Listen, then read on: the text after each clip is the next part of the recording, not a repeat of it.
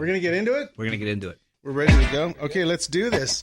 Ladies and gentlemen, welcome to... Let's get into it. We got... No, Wings Nichols. Wings he likes Nichols.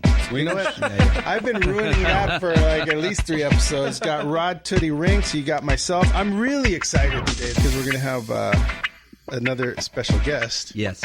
Which is Emilio Rivera. Yes. But I'm not going to introduce him just yet. Again, I want to talk to you about your movie and what's going on with your movie. Oh, my God. Has there been any updates? Yeah, I got Lilo to do the movie. Yeah, he agreed to do it. He read the script. He loved it. He called me and said, I should be paying you to play this part. He's nailing it. And he's so excited to do this part that it's almost like, I'm through the roof. It's really interesting because Lilo... Yeah. It was a working actor. Yeah, he was in Crimson Tide, Renaissance Man, The Sopranos, Bronx Tale. He was the lead. He was doing extremely well, and then he got into drugs. He got unfortunately, he got hooked on drugs, and ended up getting involved in a homicide where off-duty cop was killed. Right. He actually got shot twice. The cop shot him. He didn't have the gun. The guy he was with had the gun. He didn't know the guy had a gun. He was a junkie. He went to jail for 10 years in the peak of his career. And the story here is things happen. Yeah. Doesn't make you a bad person. In fact, our guest is going to be right there. I had him in mind for this character because El Chingon, the drug lord. Don't get crazy. Ochoa, I know. But I was like, I thought Lilo too, the same thing. I said, there's no way. Right. You know what I mean? But Lilo... He read the script. He loved it. It was something so different than he's ever done in his life. Plus, him being Latino, a lot of people don't know that. He was adopted. Mm-hmm. He's a Colombian. His real name is Saul Rodriguez. I didn't know that. The character, he's charismatic. He's funny. I was actually looking for a comedian to play this role. You had thrown out the name... Joey Medina. He would have been good. Yeah, I said, screw it, dude. I'm going to just ask Lilo. I met him. And he's doing it. So when are you shooting it? June 10th, 11th, 12th. And 13. Okay, so to be continued. We'll come back to this. You continue to have success in what you're doing, so let's, you got to applaud that. Cool, yeah. That's awesome. I want to introduce our very special guest, a very good friend of mine. I've worked with him on movies. Let's welcome Emilio Rivera. Welcome, brother. Thank you for having me, brother. Yeah. I'm proud to be here, man.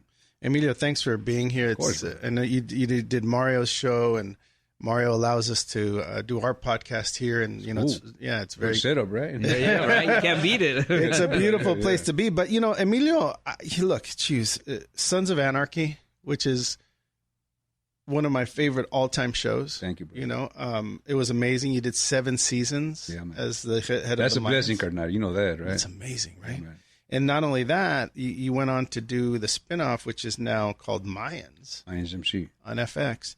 And that's going into its 2nd season, which is we pretty start on Monday. Well, actually, Friday. The legendary Edward James Olmos is on there with you, which is man. Pretty I was just cool. with Eddie right now, brother. And he must be having a good time. He's having a great time. We all are. It's just the whole cast is like what it is that we came on such a high platform with Sons of Anarchy. You dig? And so we got nobody. They come there. They don't come to play, brother. We come here to work. I mean, of course, have fun. Yeah. But they know, we started here. It's not like we started a show and let's see how it goes. Now, we came off a show that was this year, so we had to be there. You dig what I'm saying? Yeah, and you have. And man, I'm so proud of it. Extremely well. And you just did a movie called El Chicano, which we'll get into. Yeah. And you continue to, work at the highest level, which is pretty amazing. It's cool, right, bro? Yeah. It's kind of cool when they ride with you in mind sometimes. It's pretty nice, man. Well, it took a long time, though, Carnal. You know what I mean? Yeah. We're going to get into it about where you came from, how you did it. Because that's what the podcast is all about, getting into like the origins of how you can do it yourself or maybe find inspiration.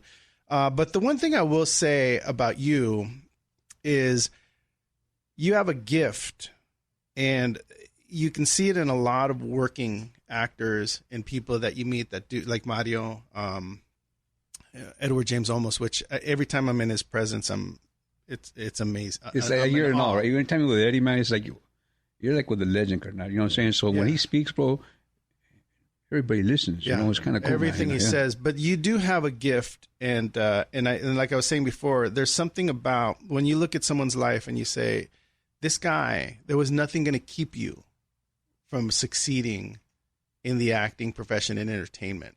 Like, it was going to happen no matter what. You were destined for it.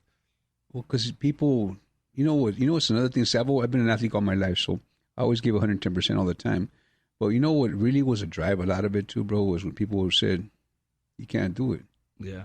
You know, right. And it's almost like, oh yeah, is that right? Yeah. Watch this. Yeah. You know, and some, you know, and it was all baby steps, but it was like, you see? And then you hear somebody else say, well, you're not going to be able to do that. Is that right? Okay, watch this. You know, and then so on and so on, and it just slowly builds up like that. It's just, you know, the ones that people that said no to me are the ones that inspired me more than the ones that said, yeah, go for it, you know? Yeah. It's a trip, man. Mario Lopez and I met in '98. I was doing a movie called East Side, which was, you know, a lot of producers, you're a producer, you're a director too. A lot of us kind of go back to what we know. We tell stories about how we grew up. Right. That movie was called East Side. It was a little bit about my neighborhood. Mario read for it. We met. We cast him, and we became buddies because we grew up very similar in similar neighborhoods. You grew up in an area called Frogtown. Is that East Los Angeles? No, northeast side. It's called Nedla, northeast Los Angeles. Though. We're close, though. Very close. Yeah. So I grew up in East Los Angeles. I know Frogtown because I spent a lot of time visiting all areas of East Los Angeles, but right. Frogtown was right near the freeway, near a lot of gang activity. The river runs through and the LA River runs right through. Exactly. So what was your young life like? You were not born in Los Angeles, right? I was born in Texas, but I was 4 years old when we got. In 1965, I arrived in Frogtown. Right. You know, it's lower income. I say we're all poor, but you didn't know you were poor because everybody else was the same. You dig what I'm saying? That's how I felt. You know what I'm saying, bro? Mm-hmm. So we didn't know we were poor. It's just because sometimes you had more than the person across the street, but then you had a lot less than the people you ventured out of the neighborhood. You dig what I'm saying? Mm-hmm. I mean, we kind of knew, but you don't just say that because it's embarrassing to be poor, just to actually admit it. You dig what I'm saying? You know? Yeah. And it was straight up audio, bro. You know, I got in the neighborhood when I was 12 years old. Got jumped in the gang. You know, when I was 14, I was really heavily involved, man. Mm-hmm. You know, but I was bred to be, tough. You had to be tough in the hood, you know, and couldn't take shit from nobody. And but I kind of liked it though. I saw a lot of violence growing up, so it became something that was normal, and I kind of I like to fight. I like to. That's all we had back in the day. Our Nintendo back in the day was chingazos. You know, talking about hitting the bags, train you like, well, when you're in the streets, bro, you're not gonna wear gloves, so.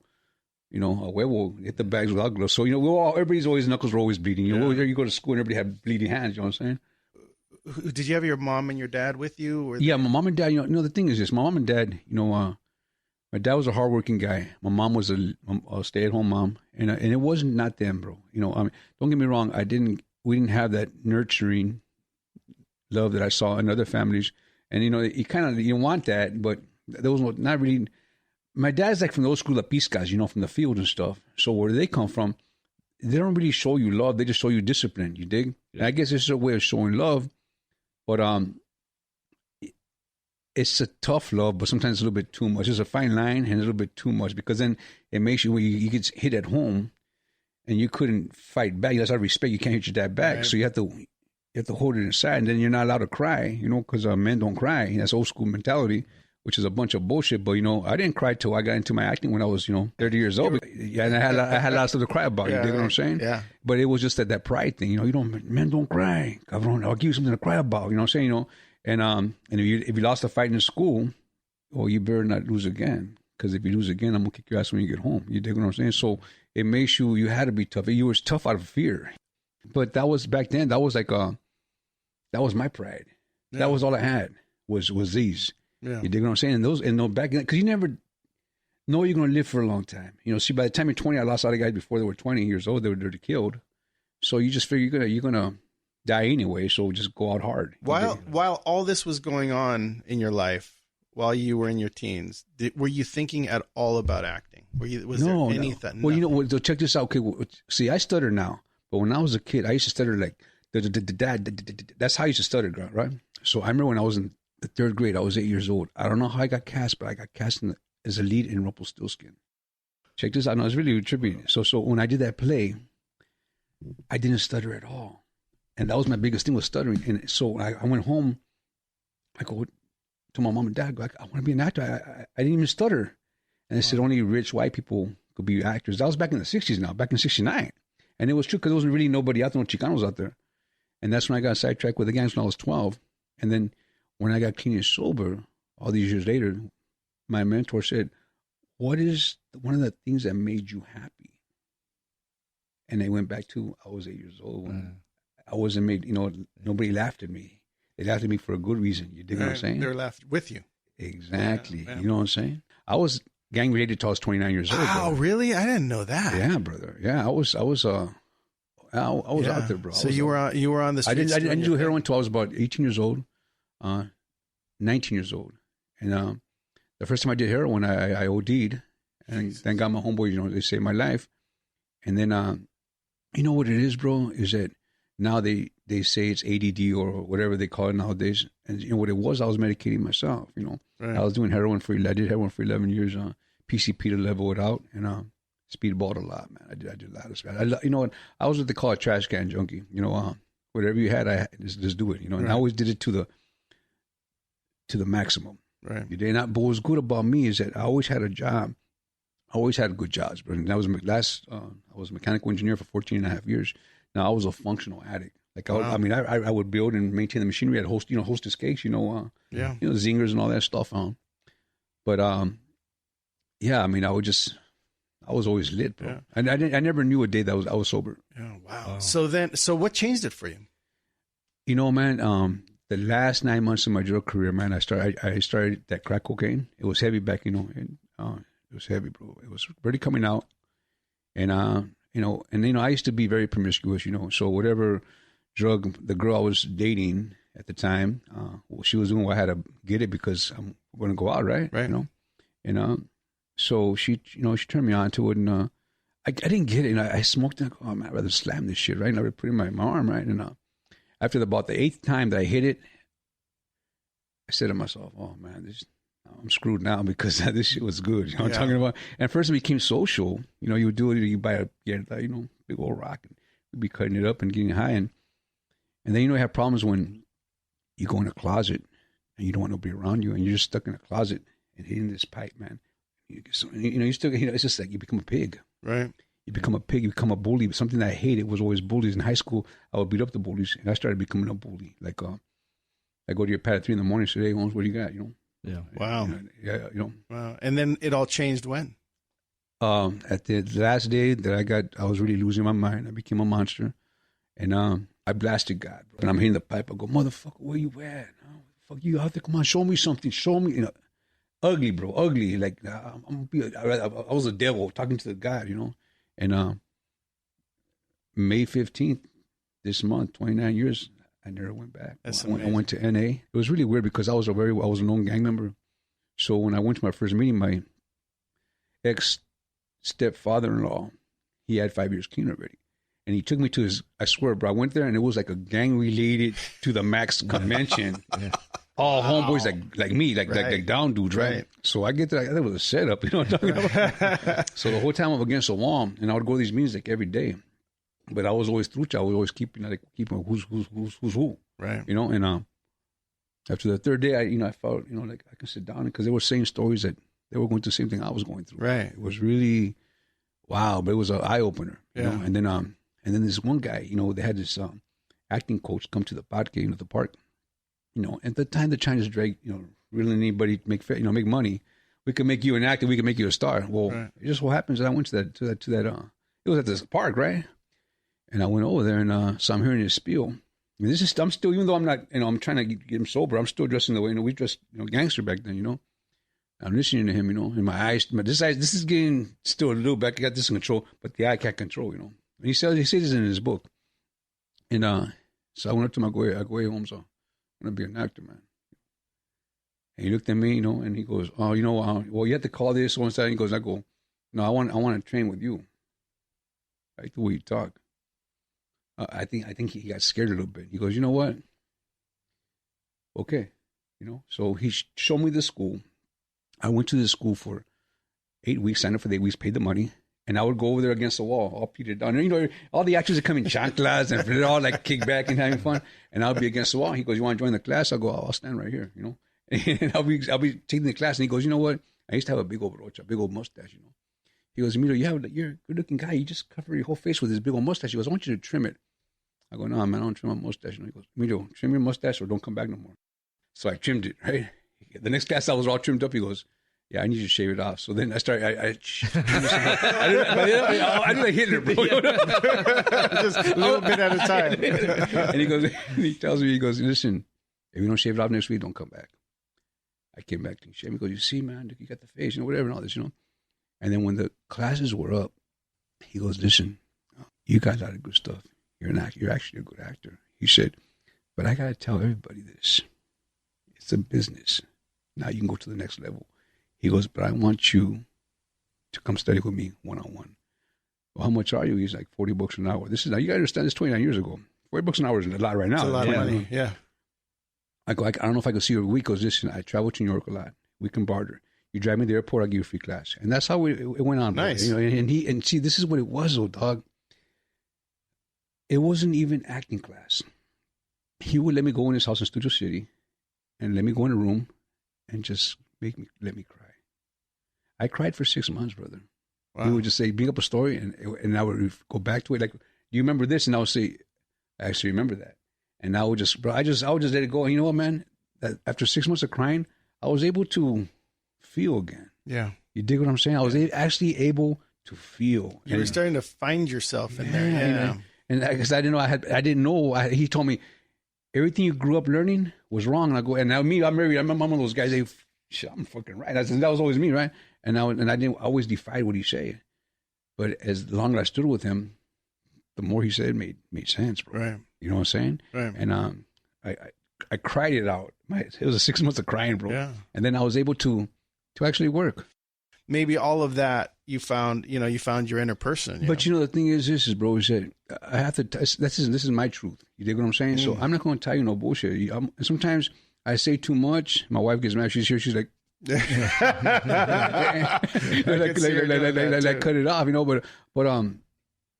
But I have nothing to lie about. Yeah. By the way, thank you for sharing all of that because it's important for people to know that you can come from wherever you're at. And believe me, make it. And believe me, yeah. If I can make it, Colonel, yeah, anybody can. That's amazing. You know what I'm saying? But that's real, bro. That's a great message. One of my favorite stories that you tell is you went to sort of a Latino acting group. Couple. To try to, work yourself in, try to get some work, try to work your craft. And tell me about what happened. My mentor, again, Bernard Hiller, who's the teacher of the stars, man, he really done very well for himself. He would guide me the whole way. He goes, so now they go to this group here. They're supposed to, help each other out. Cool. There was two groups. So I went over there and a Latino group, right? Latino groups, yeah. I never say. You don't have to mention them. But. And I don't know. But the thing is they were looking at me. They're like, we're not looking for your type, But they were doing plays about my type, They were, it was. I was good. I knew some of the actors already because not big, but I had seen them before, and I thought it'd be kind of cool to be part of that, right? And what it was is, oh no. So I went, and I was training at the same time, and I was with Bernard. And they said, we're not looking for your type. And then so I went to another group, all Latinos again. And no, we're full. We're full. That was the thing. We're full. How do you be full, bro? How do you be full, right? Anyway, okay, cool. You know who the only person who took me in, Carnal, was Tony Plana had it's called Shakespeare in East LA. And I went in there, and I didn't even know who the fuck Shakespeare was. You know what I'm talking about, bro? But they did it contemporary East LA style. So I went in there learning, if music be the food of love, play honest, give me enough to feeding the appetite, so may die. I went in there and did a monologue for Tony, right? Yeah. And I went in there prepared. I went in, I was told it out, did this monologue from the 12th night. And I didn't even know, I never seen Shakespeare, but I said it the way I thought it should sound, from the barrio. And Tony's right there with his leg crossed, and he goes, I like him. I want him in my group. The first vato that accepted me, but what it was, their rehearsal schedule interfered with my real work schedule. I was a mechanical engineer working nights, so I couldn't do it. And I love you, Tony. And he worked with me on a Mayans MC for the first season, and he's always been a stand-up vato. But what happened there, since other people wouldn't take me in, my mentor told me, well, then go to an all-white school where you stand out. Well, that's kind of weird, And he goes, I'm going to go East LA College. They'll take me there. He goes, no, you're going to blend in. You're going to be another one. Another guy, just another Mexicano up there, Chicano up there, Okay, plus Glendale College was closer to my house, right? You know, and so I went to Glendale, all white Armenian school. Now check it out. I was the only Chicano in that class. But when we were on stage, everybody wanted to say, okay, what's this Mexican going to do, right? and you know what, bro? Because I knew that, it made me work even harder. You know what I'm saying? Because I want to represent my raza chingon. You know what I'm saying? Yeah. And you know what? It worked out, brother. It really worked out. Don't get me wrong. I did 20 stage productions before I got my first SAG, Taft-Hartley. But when it came to TV and film, it was a piece of cake. Yeah. Compared to theater, bro. Because the theater, you do theater, there's no messing up, bro. You know what I'm talking about? If you do, you mess up. Nobody knows what it says on paper, but you know how to move forward. Yeah. TV, film, you mess up, cut, just do it again. You know what I'm saying? So you know what? You're a hard worker. I've seen you work. I've worked with you. You want to get it right. Yeah, I'm very professional. You want to make you want to make sure the character is great, and I really appreciate that about you. I think that the lesson here, which is, sometimes within your own ethnic group, no matter what it is, you go to those groups and, if for some reason you can't work in there, it doesn't mean you're done just because you're not supported there, right? You took your talent, you went somewhere where you were going to be the one standout and your talent shined through and you kept working, which is amazing. So thank you for telling that story. That's awesome. Yeah. That's incredible. But the thing is and this is what I tell whatever job you do, bro, be happy for your fellow man, fellow actor, fellow mechanic, fellow doctor, fellow whatever it is you do. Because when you start worrying about what he's doing, you forget about what you're supposed to be doing. You dig what I'm saying? Yeah. And you block your own self. And it's really weird because I used to always get shit. Oh, you shouldn't be playing those roles, man. Gang member, drug leader. Well, then why are you at the audition with me, bro? Going for the same role. Come on, bro. Right. You dig what I'm saying? Yeah. I mean, look, I talk about this on the podcast a bit. If you had to feed your family as an actor, I don't think you care what role you get. I think you're talking about, you got to feed yourself. When you're a waiter and you got to go get a job because, they just closed Marie Callender's, you're not thinking, well, I'm not going to go serve Mexican food. I'm not going to serve Italian food. You're going to serve whatever you got to serve to make ends meet. But brother, let me tell you something. This is the deal. Okay, check this out. This is good. I'm glad you said that because okay, so you're going to get mad at me because I'm playing a waiter, making $5,000 a day playing a waiter, right? Whereas this waiter, a real waiter, which is a stand-up job, you dig what I'm saying? Honorable job, making $150 a day. Okay, so you're going to down me for that? I've been a gardener, brother. I've been a gang member. I've been a charger. I've been a mechanic. I've been all these things that I've portrayed for a lot less money, bro. So what's honorable and what's not? Yeah. You dig? Yep. Just get out there and work, Do the work. And, and I was blessed because for 4 years, when I got into the acting game, I had my mechanical engineer job. I was making good money. And I had said to my ex-wife at the time, I said, hey, listen, if I can make half the money acting, I'm quitting my job. Yeah. See, you dig? See, this is what I'm talking about. This is what we get into. This is what we get into here is that if you stopped worrying about making a living so that you can act, you might become an actor. Don't do it for the money and don't do it for the fame because that shit might not ever come. Right. You do it because you're passionate about it. I love to act, bro. It's my release, bro. You dig what I'm saying? It's my release. I have to act. And you know what? I mean, it just, God bless, it worked out. The money came out better. You know what I'm talking about? Right. But like I said, back in that time, when I was 95, I was making $42,000 a year. I said, if I can make, I never lived big. If I can make $25,000, I'm quitting my job because I can do this full time. That's pretty amazing because $42,000 is a lot of money. 95,000 in 1995. It's a lot of money. So obviously you were meant to do what you're doing. I want to move forward because there's a couple of things we need to get into, right? How did you figure out that you could do comedy? Because there's a comedy portion of your life. Tell me about how you got into stand-up. Well, because of my mentor, he wanted, because I was such a hard dude, like very, very, very stoic, bro. That was me, right? Couldn't even look at me. If you look at me more than 2 seconds, real 2 second rule in effect, I bet, what are you looking at, oh man? Yeah. The fuck you looking at? That was me, bro. So I had to break away all this stuff. So he made me do skit. I went to study at the Groundlings Theater, just 12 weeks. And then I did skit comedy group for 11 months. No, story's amazing. No. But I mean, she wants to ride the bull. Right. I got these package right here. I'm in love with Raul. Like shit that was way out there. Yeah.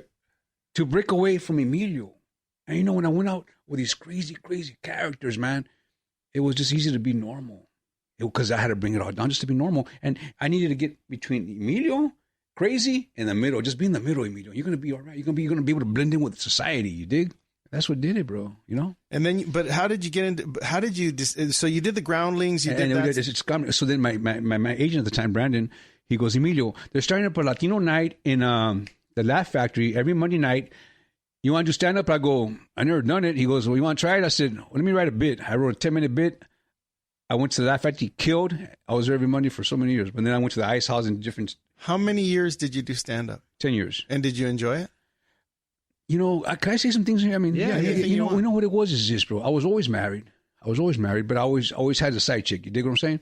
And so with comedy, what it happened there, bro, is that, you know... Because you go on stage and, you know, I was younger, you know, better shape and stuff. And then they would bring you up, Emilio's on this movie and this movie. And now you're already a star getting up. So you're already coming up. They're going to laugh at pretty much anything you say sometimes. You know what I'm saying? So, yeah, I mean, you had to be funny. And what it was is that I saw a lot of animosity. Yeah, it happened. With some of the comics. And I saw that good friends breaking up over a relationship. And the thing was, I still had my mentality was like, don't come at me sideways, bro, because I'm ready to drop you. You know what I'm talking about? So it was just more like a protection thing for me because I didn't want nobody. I already stood away from the bad stuff. I didn't want to be the guy you can't work with. Right. Because one little bad thing that you do just because you got mad one night could really mess you up. That's serious control, though. 10 years of it, and you know that there's a lot of bad blood amongst comics. They will always go, don't get me wrong. All my comic friends who I see now, I mean, to this day, we stay friends. Because I still do comedy. I did comedy 2 weeks ago for the Ice House for Rudy Moreno.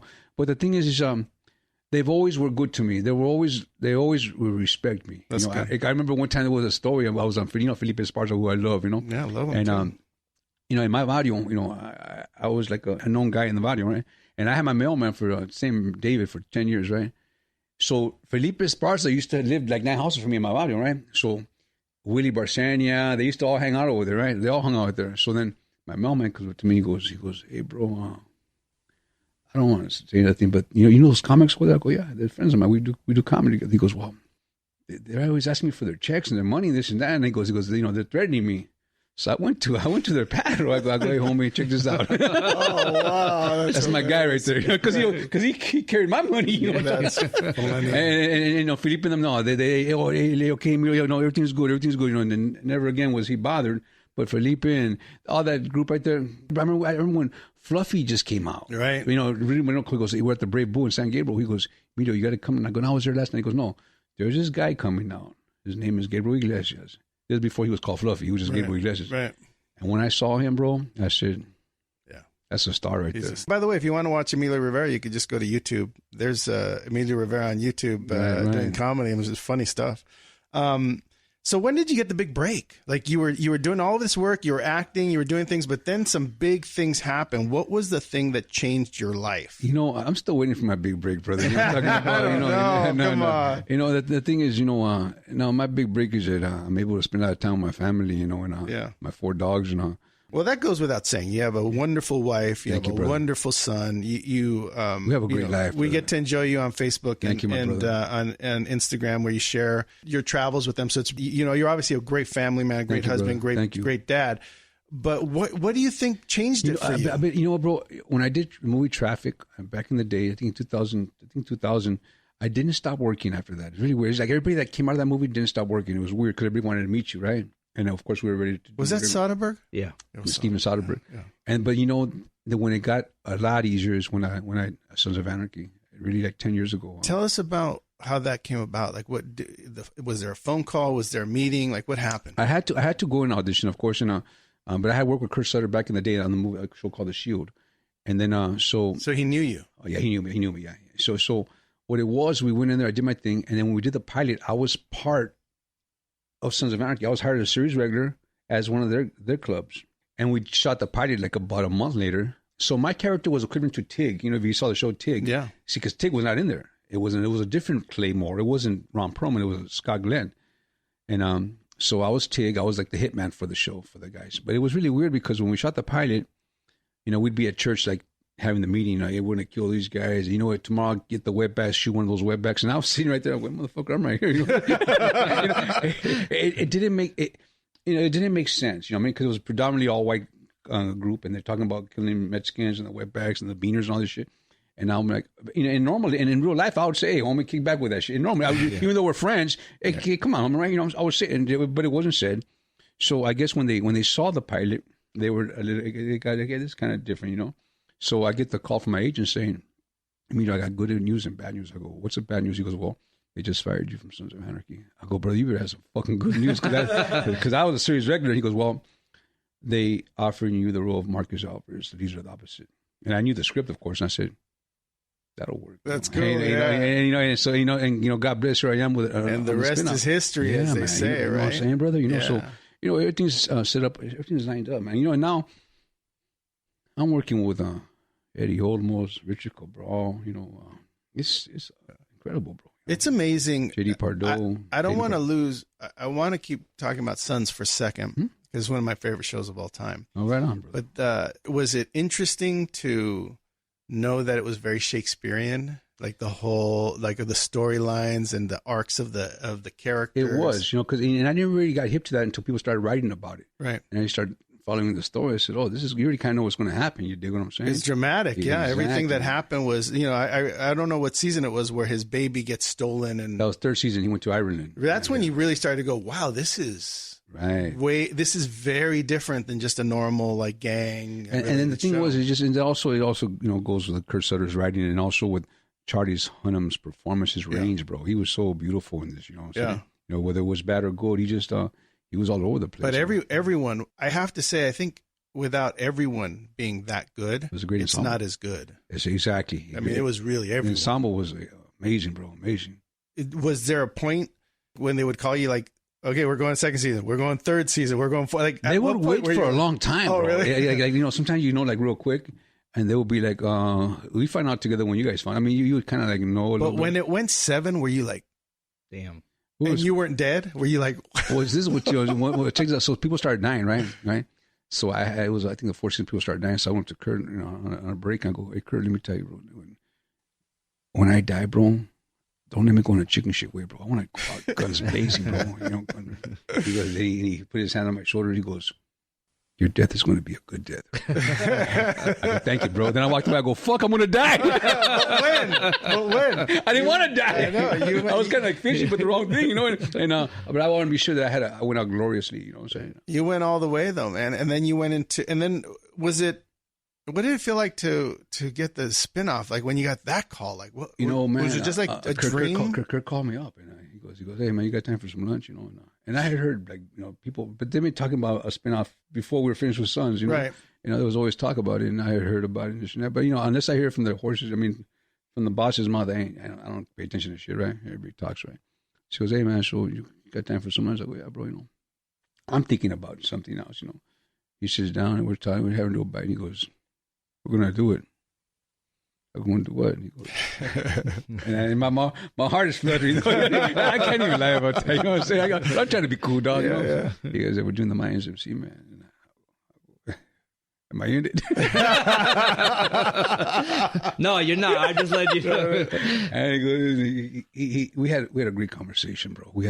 And I remember we took a selfie. We had lunch and we took a selfie, put it up, and everybody went nuts, bro. You dig what I'm saying? Yeah, it's exciting. People really like it, and you're going in second season. Congratulations! Thank you, brother. It's amazing. Maurice was in that. Maurice Comte. Oh, you know Maurice? Killed it, bro. Yeah, Maurice. Actually, I wrote a part for you in a film, Marcos and El Pocho.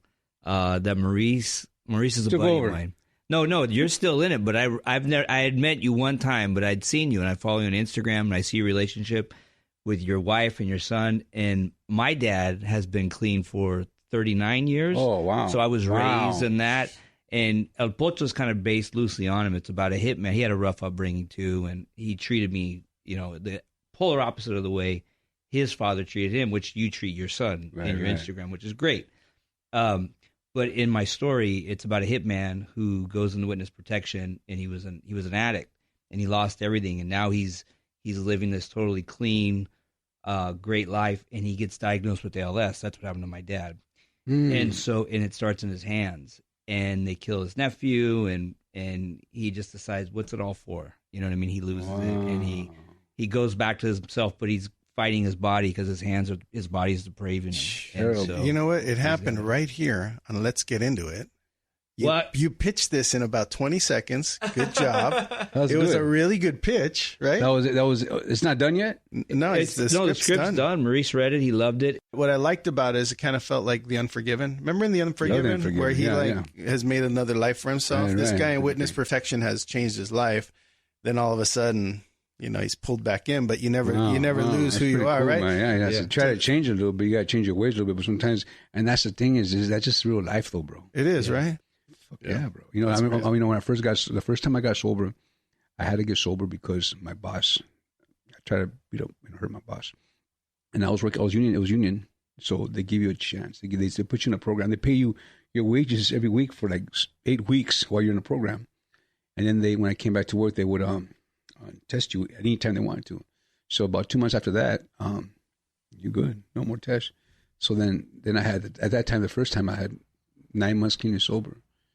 And then I said, shit, it's time to celebrate. All right. All right, bro? This is when I'm about 26. I might as well go all out. Right. And I did, and I went on a 3-day binge, a little bit of everything. I got me a clavo of this, clavo of that. And I'm doing that, and it's just, and I remember pulling up, and the person I was with in the past, I just saw like this, like it would go again, you know what I mean? So, it was, the worst thing was, the guilt's a motherfucker, bro. Right. That will hurt. That will take you down more than anything, brother. You know what I mean? Because you have to want to get clean on your own. Yeah. You can't be made. You can do it. You can be made, and you can pay the part. Yeah. You dig? Yeah.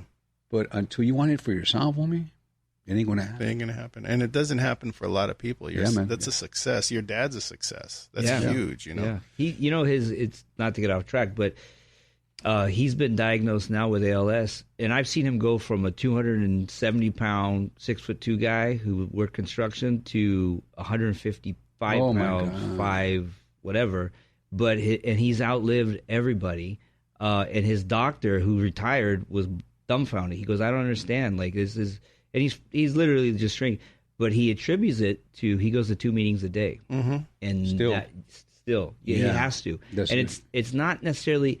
He has to for sobriety, but he says it's keeping him alive. Right. He does. I got him into IV therapy a while back when I realized like he was sick, and he's old school.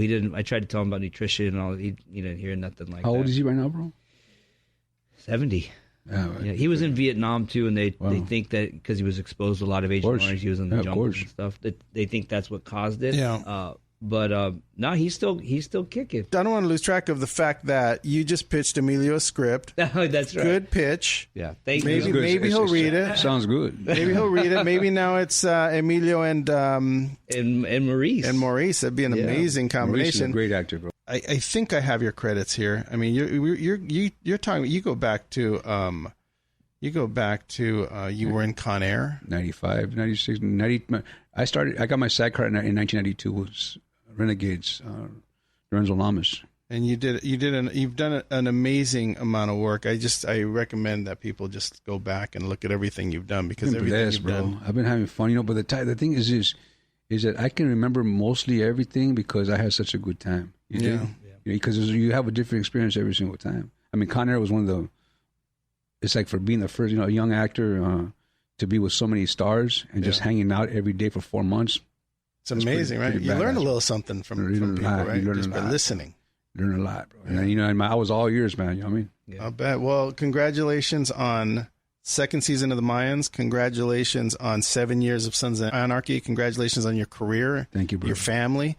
Let's all go out and check out El Chicano. For sure. I want to have Ben in here because Ben's a solid dude. He's a solid dude, right? Ben used to double me in the. And he directed. He's a director. Directed. Wrote and directed, right? And I was doing the movie Spider-Man 3, and there was this crazy scene where they had him he's head over heels, 60 miles an hour on wires. They go, "Can you do that?" I go, "Hell no, I can't do that." So they bring in Ben. Ben does it on the 14th rehearsal. Yeah, he hit the concrete, bro. He's fighting it, and we're filming in downtown, bro, in the street. Blew out his knee, and then That was last time I worked with Ben as I got a guy named Eddie Fernandez. Now he's my stunt double. And but Ben just went in to do a lot of, I'm not saying that that's not a great thing to do as stuntman, but Ben is directing every TV show out there right now. He directed El Chicano, bro. He's doing a great job. Well-deserved cat, man. I mean, this guy, very humble, and he knows where he comes from. He's just a good dude, man. Well, we're gonna check that out. But dude, thank you so much for being here. Anytime, Mark, come on. You gotta come back, Emilio. Will you come back? Let me tell you something about Mark. This is what I like about this guy. I could say this, you can cut it out if you don't like it, but let me tell you something, man. We worked together on Water and Power, which was an amazing movie. But a couple of weeks ago, Mark called me up and says, "Hey, man, you got any young actor that could, play a part of a gang member? Talks like a gang member." And now, this is coming from Mark. He knows we got connected. We were connected, and I'm going in my head. I'm going, what about me, Holmes? In my head, right? Yeah. And I even started acting like I could start talking like a gang member. You were Norte Sur. Norte Sur. Right? So he goes, yeah, like the guy, so I go, well, what is it for, bro? And he goes, it's for some letters, a guy from prison or whatever, All right. And I go, so gang member. He goes, yeah, young gang member. So I'm thinking, okay, am I too old for this shit? Because I can bring my voice down. I can do whatever you want my voice. And he goes, I go, well, what about me, Mark? And he goes, not a respect. He goes, listen, bro, I just thought maybe, and that's what it is. Sometimes I'm blessed to be able to do this because his thing might be right here too. It's just we don't have that budget. That's the only thing that separates things, bro. Because it doesn't mean the story's any less. Yeah. Because I've worked on some stuff where I got paid a lot of money and it was shit. Yeah. Right. You dig what I'm saying? Yeah. Well, I appreciate you telling that story because it sort of goes back to the beginning of the show where we were talking about asking people. But I did call you. Well, in addition to I guess I secretly wanted you to say yes, right? Yeah, for you to do it. But I also, I thought it's possible that people that were in your situation that might be looking for a little bit of a break. I didn't see it that way. But I ended up winning. I ended up winning because I ended up getting Emilio Rivera to play. That was all a setup. See, it might have been. It was a setup. Am I that smart? Well, thank you for doing it because my documentary called Love and Betrayal is going to be 100 times better because you're in it. So thank you. Thank you. Thank you, Rod. Thank you, Justin. Really appreciate it. Emilio's story. I got to write. That's a compelling story you got, bro. Thank you. So let's make sure we support all the stuff that you're doing, and let's hope you get another 50 years of it, bro. Thank you, my brother. All right. We'll see you next time. Great. That was awesome. Are we getting a picture?